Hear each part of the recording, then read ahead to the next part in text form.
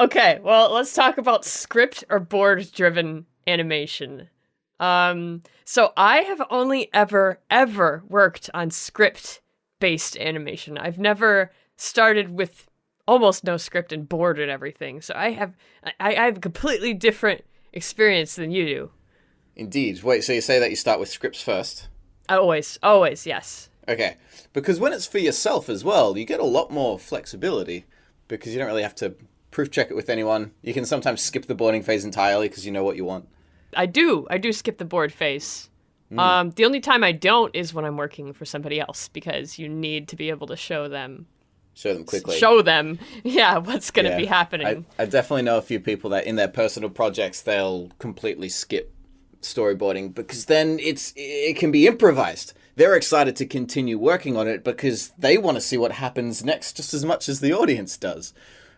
But golly, I feel like it's a bit of a risk sometimes because you're spending like a year on this thing and hoping that it turns out okay. But, they always have. So I think it's a trusted method in the right hands. You know people who are working on projects that take a year and they didn't storyboard any of it? They sort of just do one scene and be like, okay, what would happen next? And then do the next scene. And just sort of keep going until it reaches a natural conclusion. Okay, well, no, actually, Felix Colgrave does. He did Double King that way, now that you mention it. One example I had in mind, yeah. Yeah. Okay, I guess I could see it working that way. Well, I think it would keep it interesting as well, because if everything was completely planned out a year or two in advance and you knew exactly what was going to happen and you're just filling in gaps, it'd become a grind very, very quickly. And now it's just sort of a chore. Yeah. All that excitement was used up in the first few weeks of just planning it out. Yeah, I definitely understand that because when you already know what's going to happen, it becomes more of a chore to just say, okay, here's the script, and if you've boarded it, you have the board too, and then it's menial labor of animating it, and there's not going to be any more new exciting things that happen throughout the rest of that year you dedicate to that project. Especially if you're feeling railroaded to it. If you have a new, like, really cool idea, and you're like, no, but I'm dedicated. The plot. I have a bit of a personal story with all that too. Okay, yeah, go ahead. Like going way back to like early high school or whatever, just making up comic characters and doing all that sort of thing. That was very organic. That certainly wasn't planned out. Just sort of do a page at a time. And I remember thinking very clearly that I was excited to do the next page because I wanted to find out what would happen. I was telling myself the story as it happened in the same way that a young child would just play with their toys, sort of thing.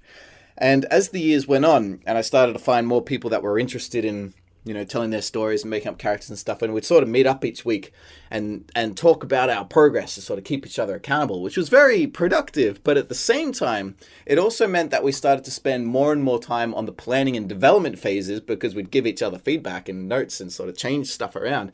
It also meant that we entered our own personal development hell as would plan things indefinitely and never say, okay, it's ready. Time to start actually producing it. That's actually interesting that you mentioned that, the development hell, because I know both of us and anybody listening knows people who are like that. They get stuck. And it doesn't have to be animation. It could just be writing a book. And they're just stuck for 5-10 years, develop world building, and they never actually make a finished thing. Absolutely. It's one of my pet peeves, I suppose, when I see, because I used to have a lot of students as well, and it wasn't too uncommon that, because I'd be like, oh, tell me about your story and your character, stuff like that, and they'd show these sketchbooks, and it was just the same cast of characters over and over again on each page, usually in the same pose as well, so they'd sort of come up with their OC, if you will, and then that was it. That was sort of the limit, like continuing to develop it and make any real commitments as to what would happen in that world. Well, maybe it was a bit too scary. I'm not too sure. The first idea came very, very easily. Maybe the next bit, not so much. It's like the difference between ideas and execution. Yeah, I was going to say, do you usually see, because I've had some students, but not that many. Do you usually see people who are either they just storyboard and storyboard or script and script and rarely make anything? That's one type of person. And then the other type of person who doesn't script and doesn't board anything and just makes stuff. So it's like two extreme opposites. It's more the latter, but even then not quite. It's more just like stuck in existential development. just designing characters, designing locations, designing worlds. And one reason why it sort of riled me up a bit is because I'm just as guilty as the rest. I've got tons and tons of childhood IPs that got infinitely fleshed out but never actually got made. So now there's all this working material that just sits there on a hard drive forever. Even to this day, with that back of the mind thought of, ooh, one day maybe I'll get round to it. I can never truly let it go because it was never finished. Oh, do you have any of this? I mean, I guess you can. There are ways to let it go, but I mean, that's probably a topic for a different time. Yeah, probably. Yeah. No, so, okay, well, let's go back to the board versus script-driven thing. So we were kind of talking about personal projects. What about as far as, I guess, have you worked on a show, like a TV show that's board-driven at all? Not personally. There's a couple around here that are happening, though, and it seems to be working quite well for them. For the script-driven stuff I've seen, the reason why I'm not the biggest fan of it is just because I see the boards and scripts getting changed a lot later. Because it's, script writers more focused on the plot, the dialogue, etc., etc. And then when it gets to a board artist, they have to give their interpretation of those events, which may not be how the scriptwriter envisioned it, may not be, and the combination of the two may not be how the director envisioned it, and then both sort of have to get tweaked quite a bit until the combination of the two may end up being quite a different beast. Oh, okay. Because, the script may not represent all the visual gags, and the boards may not represent all the dialogue properly. And yeah. How do you turn that into a cohesive story while retaining enough elements that it still stays the same story? You can very easily end up with plot holes if you keep a bit that's kind of funny in the moment, but without this other bit that you cut, now it has no context. Or at least I've seen where you write a funny joke, but then the wrong character is saying it, and if you don't cut the joke, then you're actually compromising the personality of that character. Everybody's going to look at that and say, that's not a joke they would say, that, because somebody wasn't willing to cut it off. It becomes a great big jigsaw puzzle to make sure that all the best versions of the story can come together harmoniously. Because if any one broken part can cause another part to break, so you fix that, and that sort of makes another part not make sense anymore. It's almost like fixing bugs in a program. I almost feel like I guess there's not one right way to do it. Because we could argue script is better than board or board is better than script. But at the end of the day, if you're doing it one way, you end up having to rework it a bunch, like you mentioned. So you have a script-based thing. Well, then the storyboard artists have to try and put jokes in that aren't dialogue-based. But if you have a board-driven show, then the script writers have to keep going back to try and keep the plot together. I do have a dream scenario that I haven't seen before, and it seems like it would save so much time in the long run, but takes a bit more effort initially to set up, which would be finding the perfect pair. Finding scriptwriters and boarders that work together as a duo and just sort of bounce off each other. Just those perfect double acts. If you were to get a whole bunch of board artists and a whole bunch of scriptwriters together and just sort of make them speed date and gauge their chemistry and find the ones that get along the best. And you notice that, oh man, look at these two. They're sort of just firing off each other, and everything they just sort of create is just gold. Lock them in a room together for a few months and just see what comes out. Oh, gee, At that point, just leave them to their own being, because those are two personalities that they're gonna work well. They're gonna prune each other. They'll cut each other down. They'll build each other up, and then everything's sort of harmonious when it comes out the other end. And you'd be like, okay, cool. Let's just animate it. I mean, I guess the only problem with your dream method is that you would have to speed date all of the people on the team to try and figure out the writer and the boarder that go together. I mean, and I it's guess not it would as just if be a part of the hiring process. It would be you'd have to know the personalities of your writers and boarders so well that when you're interviewing a new one, you'd be like, oh, I reckon they'd work really well with this person. Let's try him out.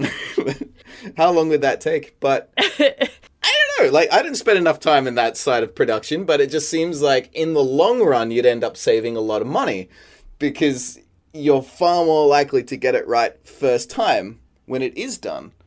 So in summary, hire only the best people. Hire only the best people. That's But it's the best combination of people.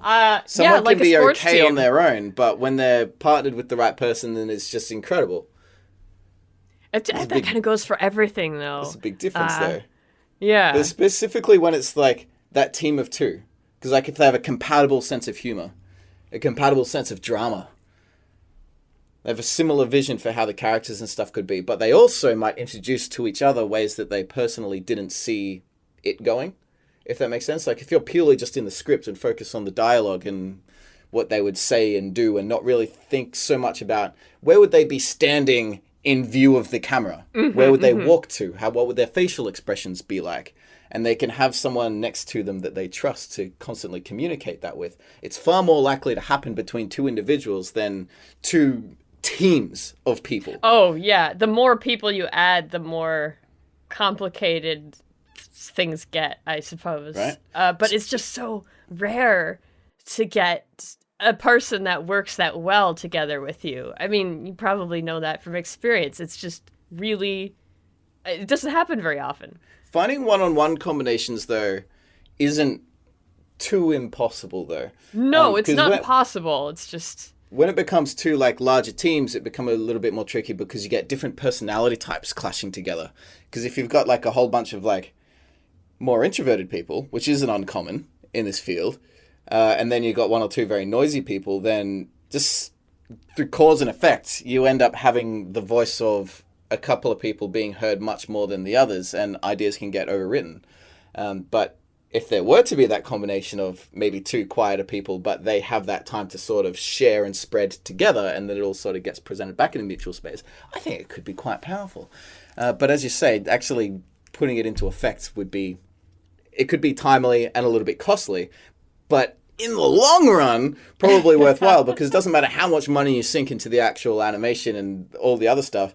If the story isn't any good, that's usually the thing that people criticize first. I was going to say, I mean, that's a whole other episode topic is the story. I mean, arguably, it doesn't matter how good your animation is. If your story sucks, you're not going to get repeat viewers. You're not going to get people you're not going to develop a fandom around this thing unless it's so ungodly awful.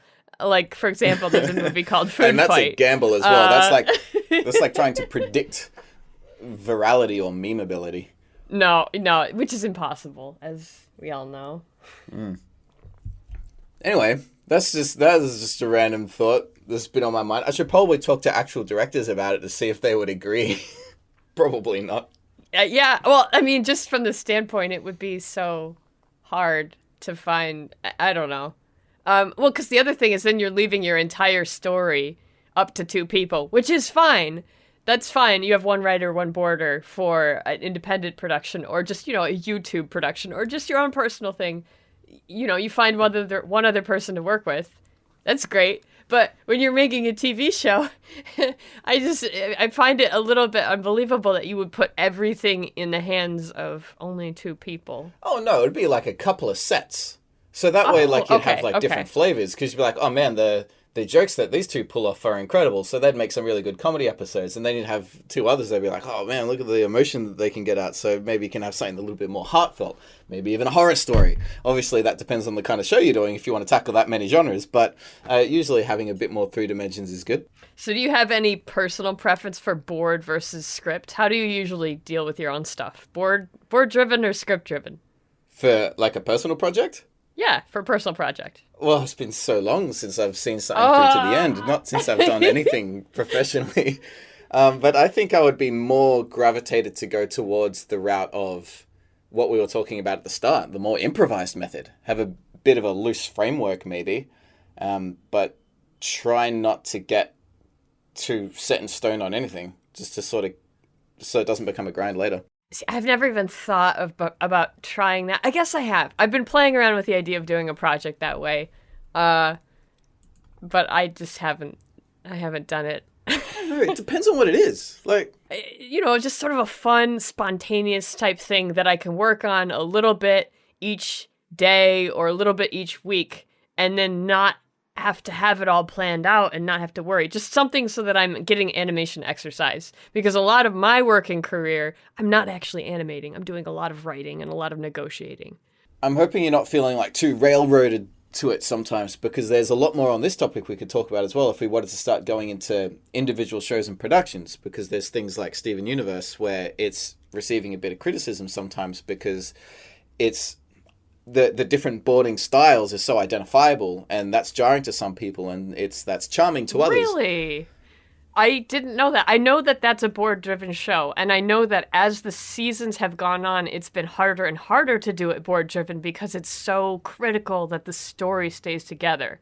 So it's kind of one of the weaknesses that people talk about when you're doing a board-driven show, because when you don't have a hard outline, it's easy to lose track of the overall story, and all the pieces have to connect together. So there's also the decision of how tight do you want your boarding method to be. Usually they're a little bit looser, and board artists can feel free to draw a little bit more in their own style because it's more about output. Get it all out, make sure people can understand what's happening, and then it's up to the animators to do it in house style and stuff like that. However, a lot of board-driven shows, because they are a bit more dedicated on the way the boards look, sometimes the animation can come out looking more like the boards, and then episode to episode it can be quite drastically different. You know what? Is that why Steven Universe looks... The art style is not consistent. I mean, okay, the style is consistent, I believe so. But character to character, it's actually quite... if you're looking for it, it's really quite surprising how different the characters are. Like, the side view is always changing. The location of the mouth is always changing. Certain borders, like, their episodes will be consistent. Like, consistent look whenever it's them behind it. So that makes sense. And it's an outsourced animation studio, so I believe they sort of they work with what they're given. Oh, the boards look like that, I'll animate it like that. So it's fairly straightforward. Whereas other places that are more script-driven or whatever, it depends on your entire workflow, really. But if the boards look if the boards are meant to just be an interpretation, and then the animators have to draw it in their predetermined house style no matter what, then the final result can end up looking quite drastically different to the animatic, depending on if it is this is super strict, it blinked on cell 237, so therefore you must make it blink here, or if it's just a loose, hey, he does a backflip at some point, and then, the animator has a bit more creative control. Yeah, I'm just really interested in this because now I'm able to picture it in my head now, but like you're talking about, we get the board, and some shows like My Little Pony is an example. The art on the storyboard doesn't really match what the actual art of the animation looks like. And it doesn't matter because everybody has a very specific, they all have these puppets they're using. Yeah, it's so rig-based. You can't really, but so when you matter. get a show... You just have to communicate the story. Right. So, but then you get a show like Steven Universe where there aren't puppets. And so there's a lot of room for, mistakes, quote unquote, I guess, or for things to change.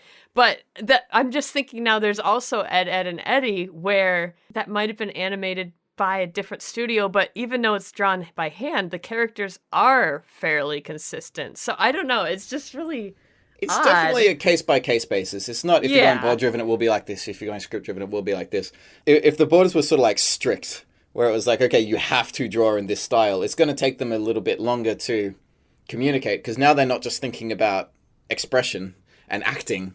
They're now thinking about form and perspective and making sure that the animators have something to work with, because otherwise it'll come back and be like, oh, the character doesn't have a belt in this scene because I forgot or couldn't be bothered because it wasn't relevant to the emotion.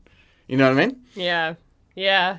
So in that case, you may even have two stages. There'd probably be that, sort of script border where they're the ones making the story, and then it will go through another team of people where they reinterpret the boards again and just make them super tight. That when the animators get it, there's just no question. Oh, okay, they're clearly standing here, they have this expression, I could just trace keyframes on it, and then...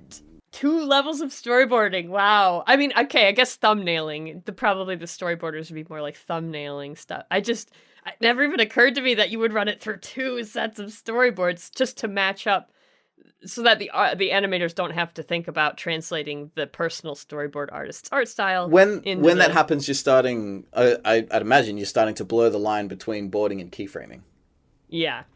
So would they be doing that in a boarding program or just straight out doing it in the animation phase and be like, okay, just give it to the in-betweeners now.